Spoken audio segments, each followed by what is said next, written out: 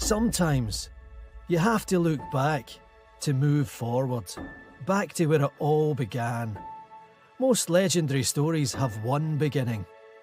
Ours, it has four. The gallant pioneers, the four lads who had a dream that continues to be our reality. Our badge is the embodiment of this dream. Since 1872, it's been our legacy.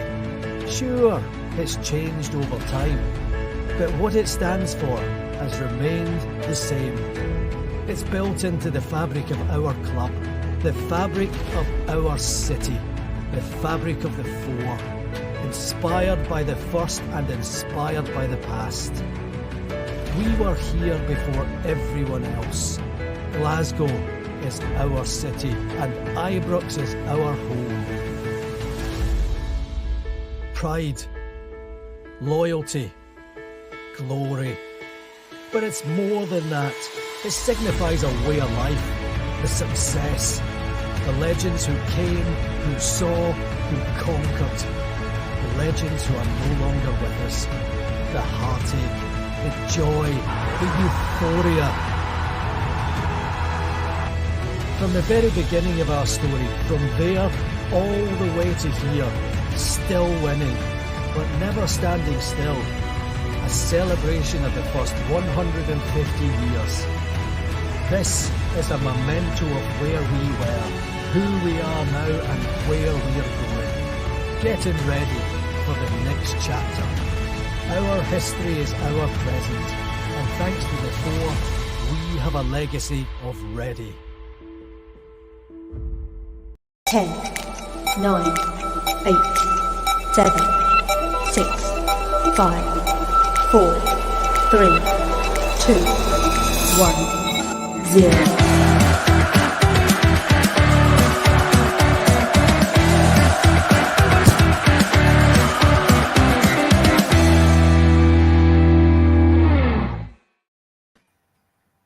Everybody, a bit of an impromptu one for us this week. It's a Wednesday night blue heart. You're not tripping. It isn't Friday, unfortunately. It's still hump day. We've decided, Gary's decided to do it. We'll do a wee impromptu midweek podcast. Then told us he's on night shift. So tonight you don't have Gary, which is good news. You've got myself. We've got Stuart Finlay in deepest darkest north of England. Good evening, Stuart. Evening, Wilf. Evening, John. Or morning, John. And just out of his bed in Brisbane, we've got John McKinnon. John, thanks for joining us. No worries. Before you go and do your graft. Yeah. So that's above and beyond the call of duty. So it's been a bit of a funny one in the Orlando Rangers. I mean, I know it's World Cup break and the players are on holiday, but it just the old Rangers bandwagon still rolls on. So first thing I want to talk about is this rumour that Tom Lawrence, Stuart, you'll have seen that today. I know you've been busy today. But the rumour that I think that's what prompted Gary to say, let's get a podcast out because Tom Lawrence is out till March. I then went on to Twitter and saw Tom Lawrence was actually out till May. And then an hour ago, David Edgar Hartland tweeted, the rumours are a lot of shite. He hasn't had a setback. He should be back soon. Yeah. So there's been a lot of things happening like that just recently in on social media platforms. It's comical at times. Evening, Curry. But yeah, as soon as I seen it, I thought, oh my God, not another injury. And it's going to go on and on and on. But I was glad to see on when David Edgar put the tweet out early evening that it was a load of shite. It was following on from the vicious Sakala rumour from last week as well. That was I'd actually forgotten about that. That was absolutely horrific. Yeah, I've got no idea where that came from, and I'm really glad it's not true. Yeah, you know what I mean, yeah. Where people get that from, why they think it's fun, beyond me. It really is beyond me. Just twisted. But I mean, on the subject of John, on the subject of our injury, they keep telling us that these guys are coming back. after the World Cup, but there's no sign of anybody coming back. Do you think that the medical things are a bit of a problem? I mean, have we ever replaced the doctor? I mean, Mark Vota left, didn't he? He went to Villa not long after Gerrard. Did we actually ever replace him? Did we know? You just wonder what's going on. I mean, I don't see any other clubs with an injury list as big as Rangers. Maybe there is clubs out there that's got as many injuries, but it's well documented when it's a Rangers player. And we never seem to get guys missing for one game. It's like he's out for months, and then months then rolls into half, 2 months rolls into 3 months, 6 months. Before you know it, we've got a Philip Hollander situation. He'll probably miss the rest of the season, and his contract's up. So that's how bad it is at Rangers with injuries. And I do wonder what sort of medical team we've got there, and what sort of training we're doing, and how these players are preparing themselves for games and training, how they're looking after themselves. I can't quite recall in all the years I've supported Rangers having all these injuries. Yeah, there's the thing there, John. Just to stick with you, from Paul McGarrigle. So you see these rumours, the clubs, you just make a quick statement. The problem with that is we still don't have a director of communication. Yeah.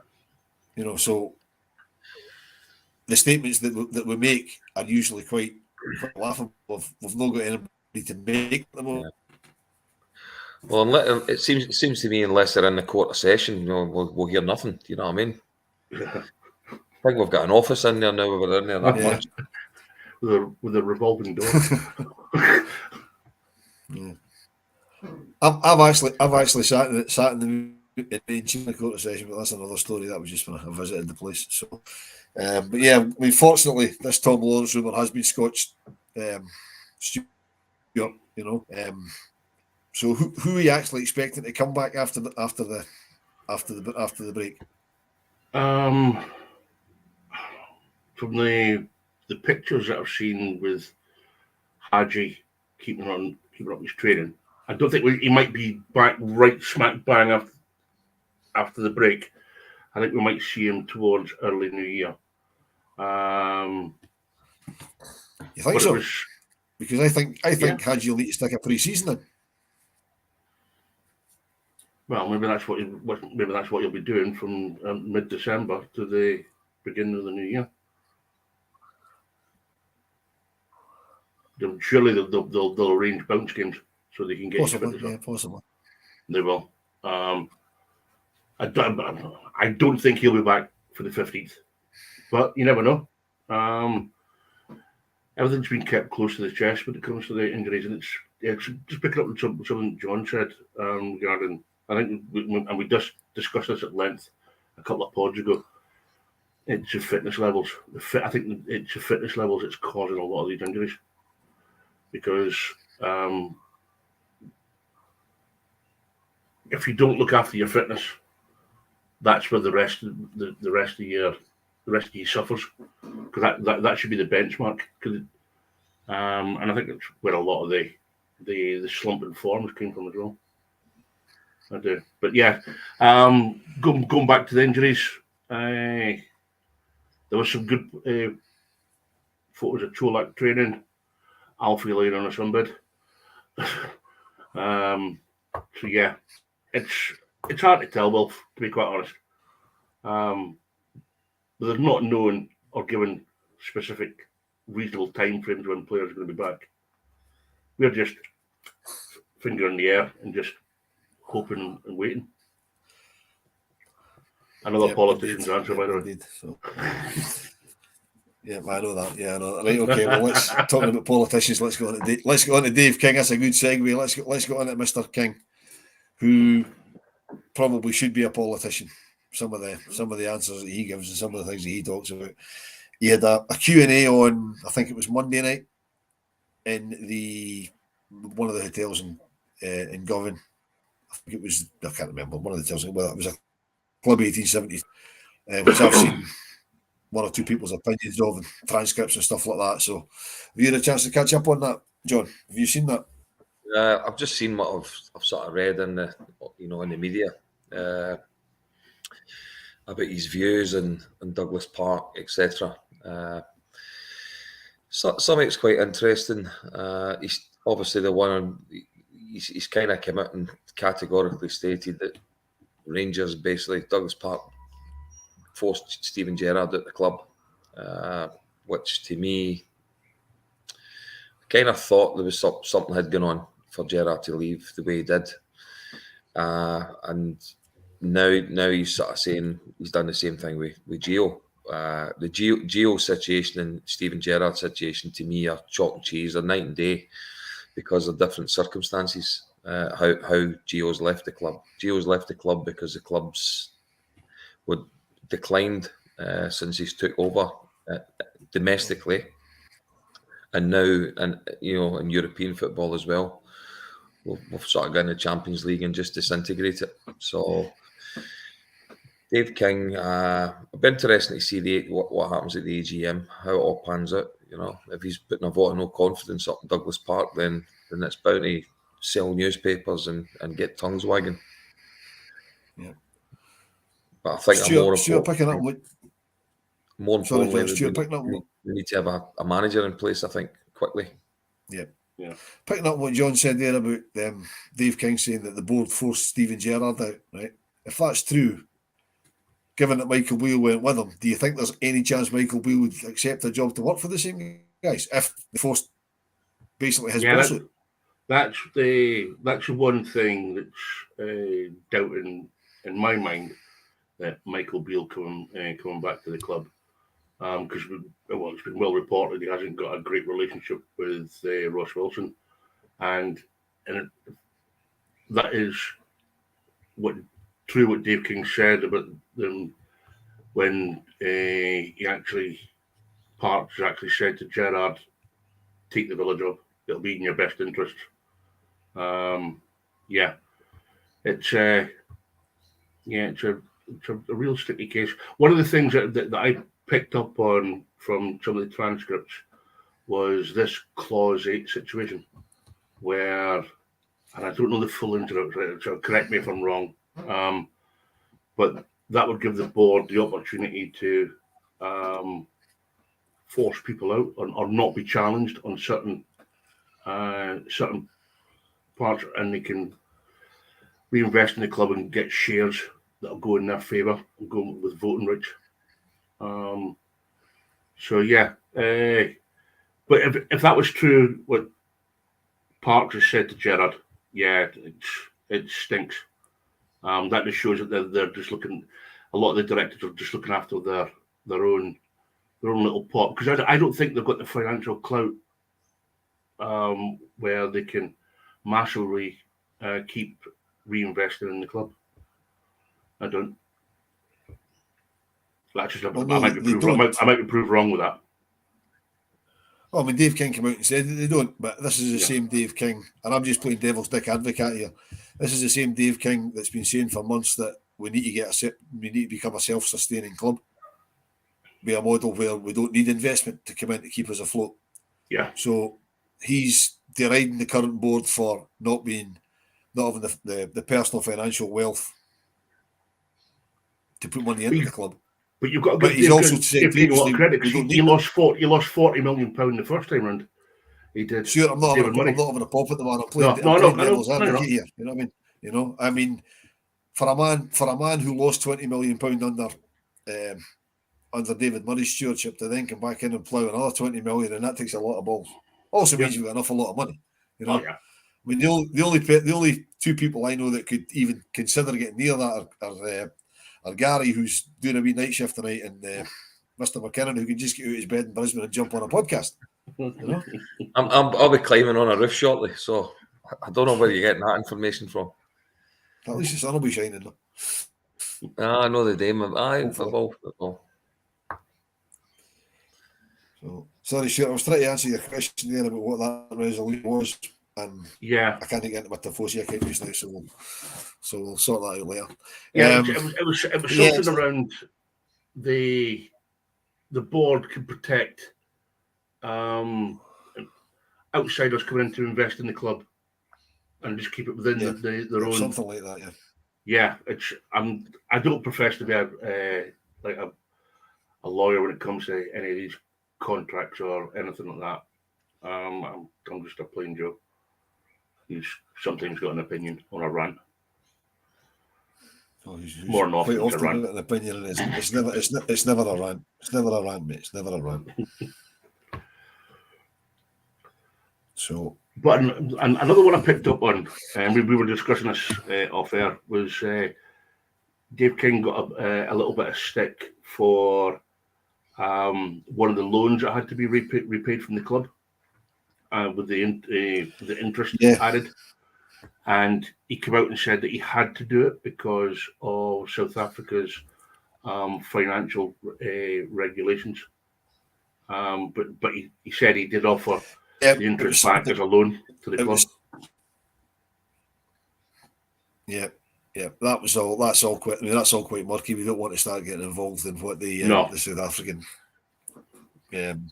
fiscal system is all about. We always knew there was a witch hunt against them in South Africa anyway. But yeah, I know. I mean, to me, this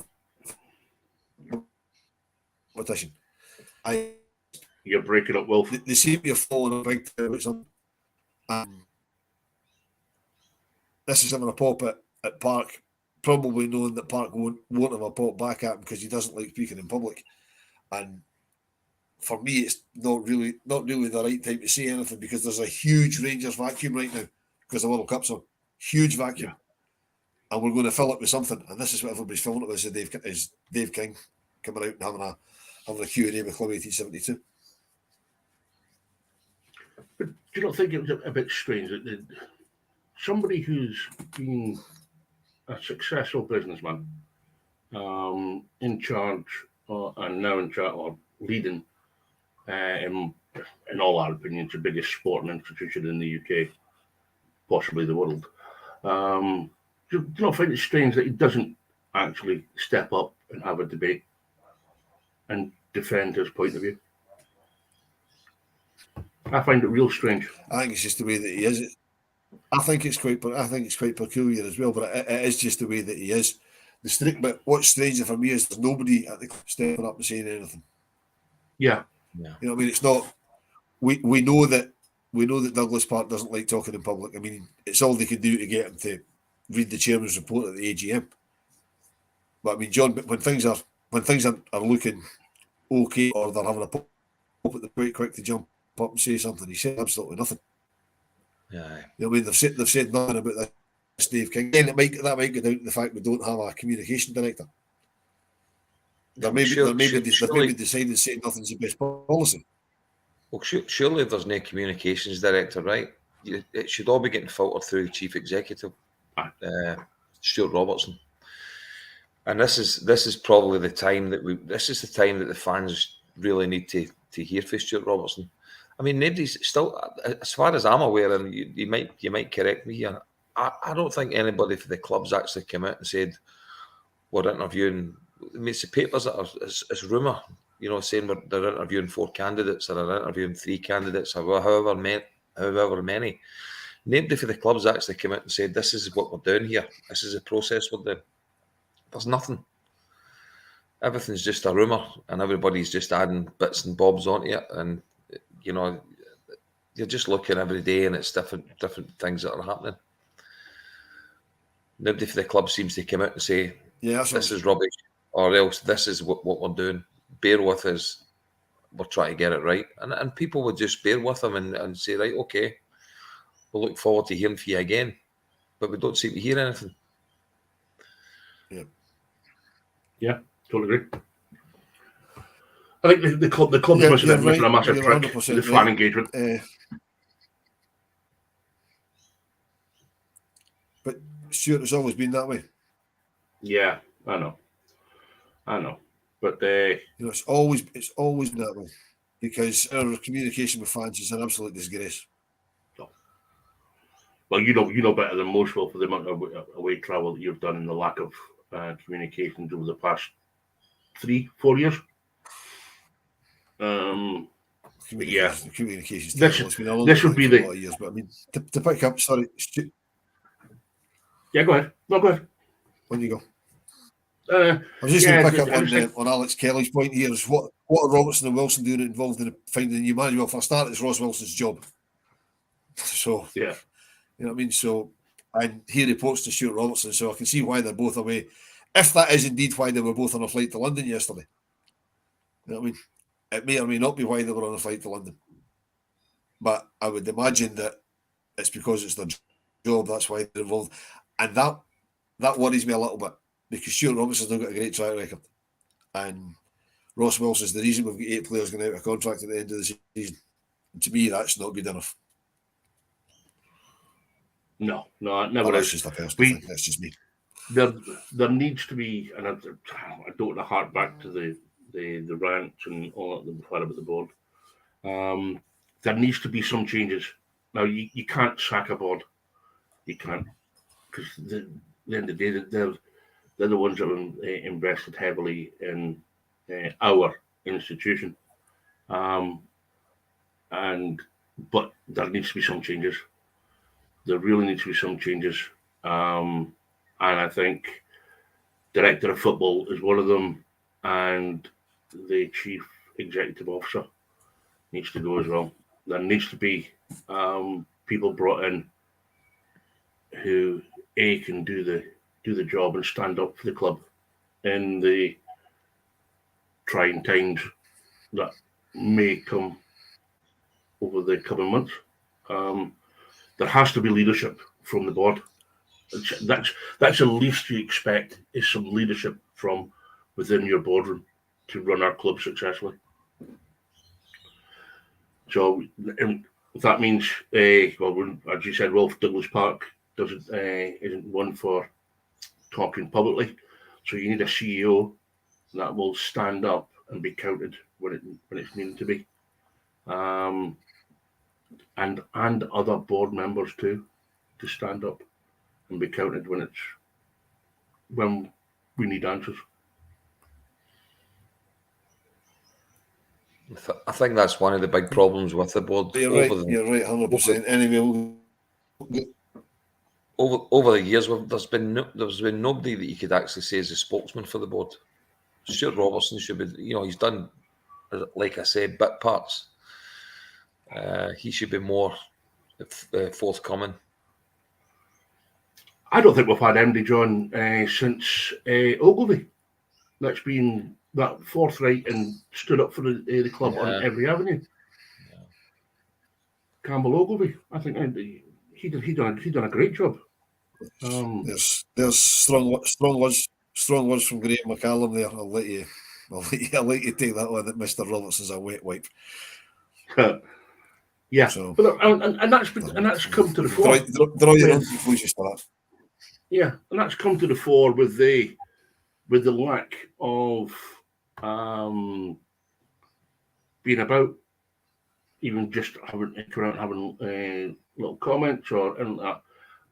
Him and John Bennett. Don't get me started. Don't get me started. It's a Wednesday night for it. I don't want to piss myself off for the rest of the week.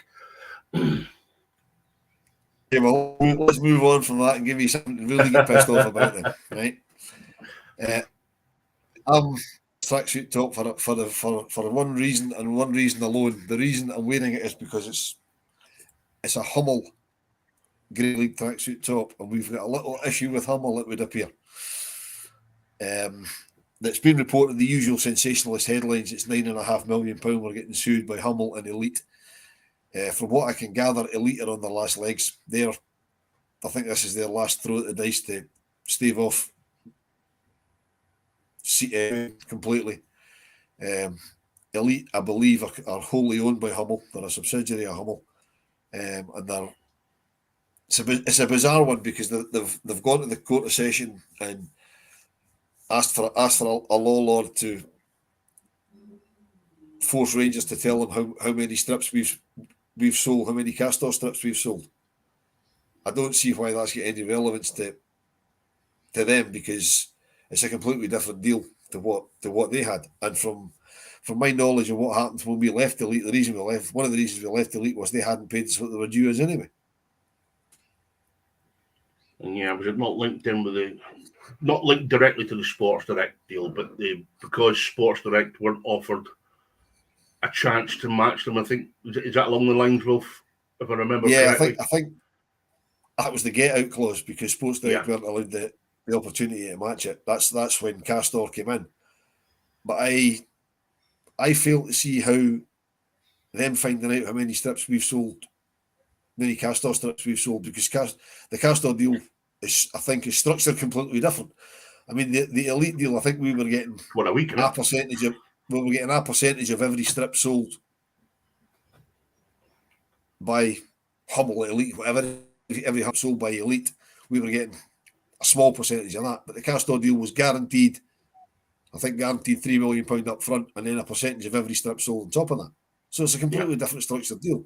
And I would imagine that a lot of people bought an awful lot of Castor gear because of the amount of money from the sale of it going to the club. So it's like, for me, John, it's like comparing apples with oranges. Yeah.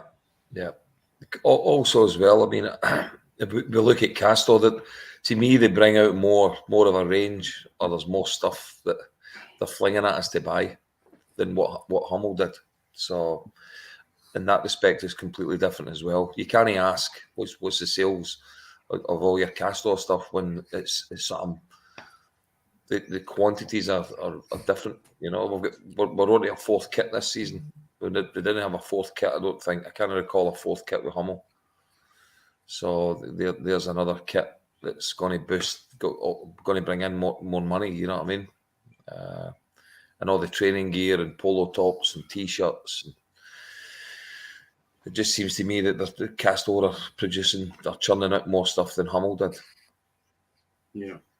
So obviously those figures are going to be different. 100%. Yeah. Wolf, can you put up that post from Graham again? So, absolutely. I thought I had, sorry, it disappeared. This computer is no particular. Yeah, it's computer on me eating. I didn't know that, Graham. And if that's true, that just shows you the media in Scotland's always biased against us anyway. But yeah. Well, I mean, it is. Stuart, sorry, it was a sensationalist headline. Yeah. Yeah, it was a sensationalist headline. So I kind of read the article. The article's, yeah. Oh, go on, Wolf. I mean, the article said nothing about 9.5 million. The article said nothing about 9.5 million. That was just a headline that they stuck in because let me read it. But I believe the clubs have been ditching Hummel in the last couple of days. So I think they are a bit of a shaky nail, I think. Yeah. That's sort of like back to what you were saying about this grasping at straws time to try and just reclaim some money. But yeah. Talking about deals, I seen a post on Twitter by a supposed fan of a team from the other side of Glasgow saying every time you see a Castore top, do you automatically think of the H word? And then it's been linked that Castore are going to be supplying the Irish national football team with their football kit. So, yeah, pot and kettle. That's quite funny. I didn't know that. That's quite funny. Yeah, that's quite good. I'll find it. I'll find the tweet, Wolf. I'll find the tweet and I'll share it with you. I mean, I will. But yeah, Castor, you've got to think for Castor, we were their first football client. They dipped their toe into football with us, and now they've got clubs coming out their ears all over the place. I've lost count of the amount of clubs they've got in England. They've got clubs in Italy, Spain. You're saying they've got the Irish national team, you know. So whatever they've done with us, they obviously think it works because we were their football test case, weren't we? You know what I mean? Yeah, but try and give us equality. Unless they thought all football fans were as daft as us. They thought all football fans were as daft as us, just buy everything. You know what I mean? Well, that's why they went for Newcastle. So, right, so, yeah, well, yeah, well, I guess the Newcastle wouldn't matter who made their kits. You could make them, John. You could make them. Wouldn't feel that stupid. You know what I mean? They really are. Yeah. They just buy everything. You know what I mean? Just about the goods. Right, hold on. Before final one, the cast on here, if I can get this comment up from Alex. Sure, when we had Hummel strips, we were boycotting buying them. We were to a certain extent. Yeah, it's gone again. As soon as we knew the Castor deal was in, put that back up. I really need to get that out of this. It's there. Yeah. Oh, that's only one for us to support, including the merchandise. That's what I said. Yeah, their sales would have been the same. I think that's. I mean, all this law lord has done is said that they can get access to the figures. They haven't Yeah. said they'll do anything about. Here's hoping. Yeah, it was Lord Braid. There we go. And gave them access to the. Hang on, where are we? Yep. It's a fair point. There's a point. Right at all, guys, stick with me. Apparently Millwall elite run Millwall's club, so tell you that elite's keen. Your audio is really bad, Will.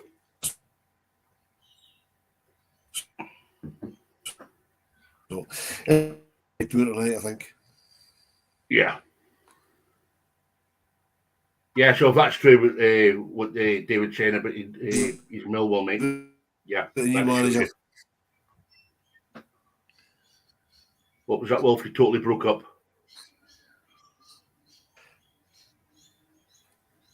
You can still hear me. Speak to me about the new manager. What? Who we think the new manager is going to be?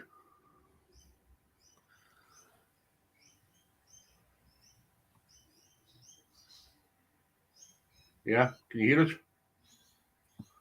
Okay, John. Who do you think the new manager is going to be? Let's get the. If you read everything and believe everything, it's going to be Michael Beale. But I've got my doubts whether it might be him.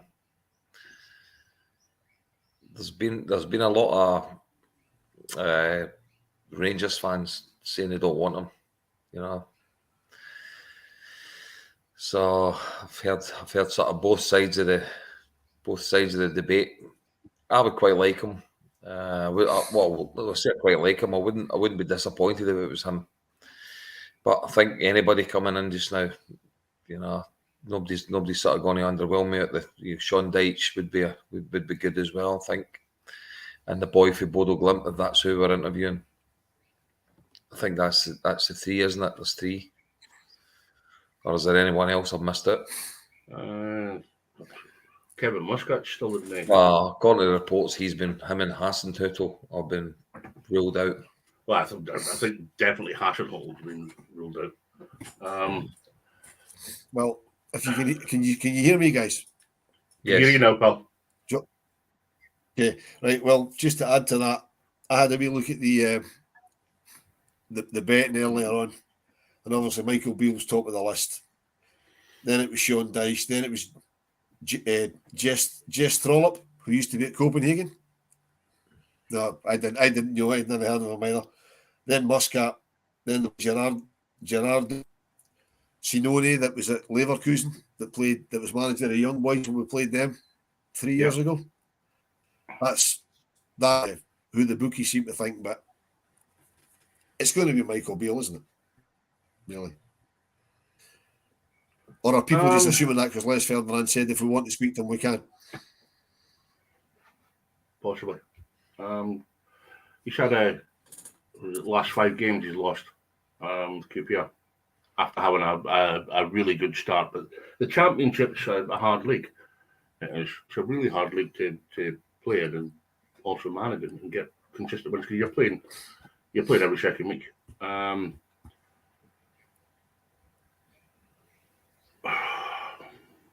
who would I want as manager out of that list?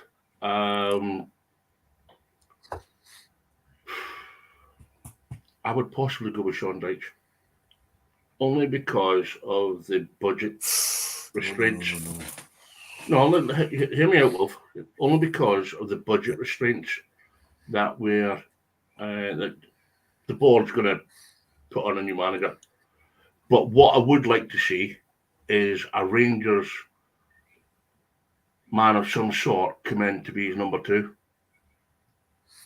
I would. And I'm not going to say the usual names like Kevin Thompson and Neil McCann and all that. But I would like somebody who knows what it is to actually play for the club and fully understand the club, so he can actually put it across to Sean Dyche. But that's who I would like. I'm not going to be in charge of it, and I think it's going to be Michael Beale. But out of Michael Beale and Sean Dyche, Michael Beale was a tactics guy under Gerrard, and that was proved after Beale left Villa to go to QPR, and Villa's form just dipped massively. But I think it's going to be Sean Dyche.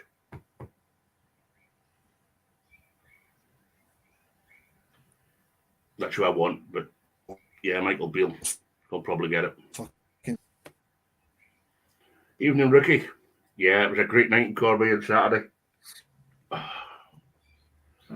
Yeah, we had Charlie Miller and Derek Ferguson down in Corby on Saturday. We did. And what happened in Corby? Ricky stays in Corby, yeah.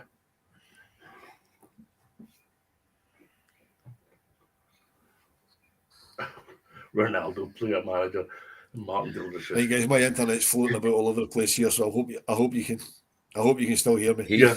Curry, do you think that's why you done the interview? Right, we're going to wrap this one up quite quickly because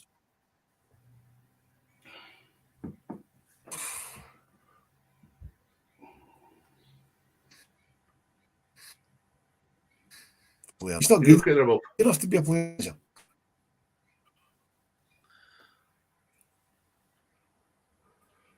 Ronaldo wouldn't get in it.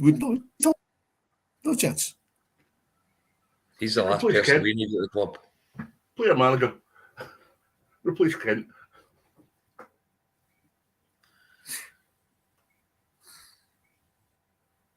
What do you think, John? What is your full thoughts on the new manager position? I just think it's going to be either Michael Beale, I think, or I don't know about this guy for Bodo Glimt. I think he might be in the running. You know, yes, and I wouldn't disagree with that. Michael Beale, a lot of people are saying it's a lazy appointment. It's just too easy to do that, to go, sort of back to the well. Sean Dyche is available. The guy for Bodo Glimt apparently is in the frame. Whether he's coming into London for an interview or not, or whether he's already in London because of the World Cup, who knows? But all the sort of betting and all the sort of opinion is going to Michael Beale. Yeah. And the fact that Michael Beale's hasn't I see today there's a few of the QPR legends, Paul Parker and get the guy that's the head of the QPR fans. They've come out and said that Michael Beale needs to either distance himself from it or let them know what he's doing, what his intentions are. But obviously, the sort of interview process and stuff like that will be at a delicate stage, you'd like to think. So, and I know that we all want news, but we want the right news. We want to know that we've got the right man in place.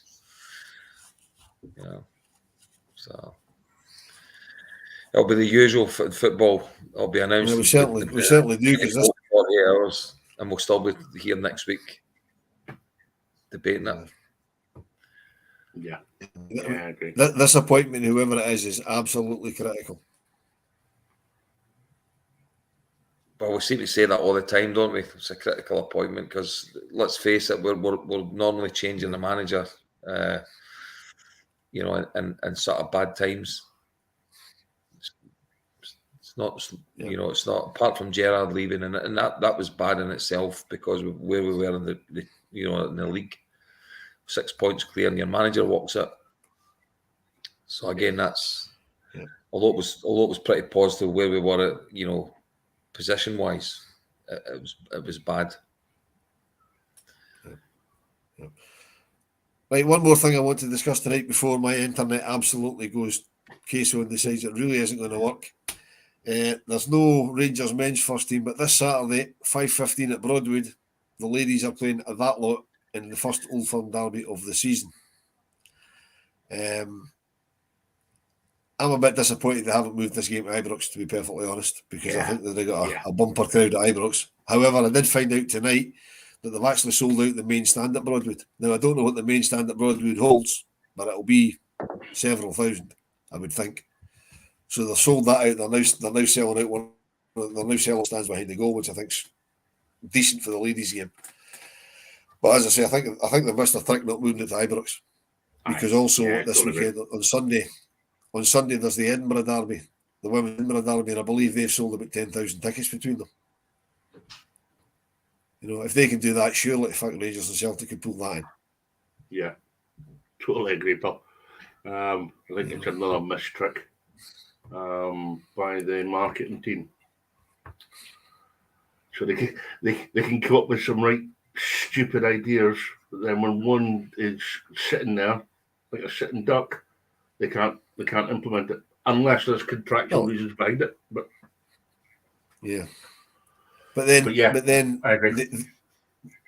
The ladies' team seem to play a game at their club's home ground every season, so why not play that one? Yeah, I mean, well, you've all heard the lashes about how they felt when they went out in that game. They all felt 10 foot tall and bulletproof because they were playing on the ground at the club they loved. Yeah. So it would have been ideal. It really would.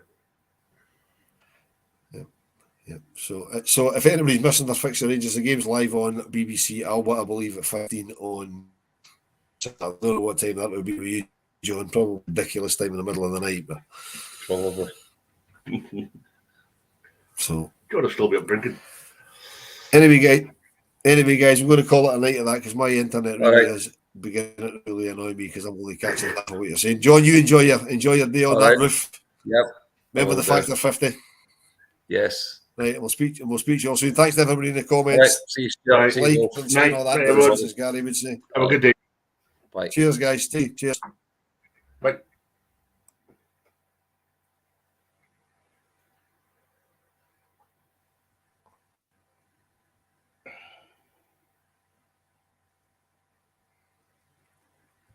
Sorry, Stuart, bear with me. It's running really, really slow. That's all right. Just now, I'll leave the studio myself, Paul. I'm going to go back to the living room. Until I can do this.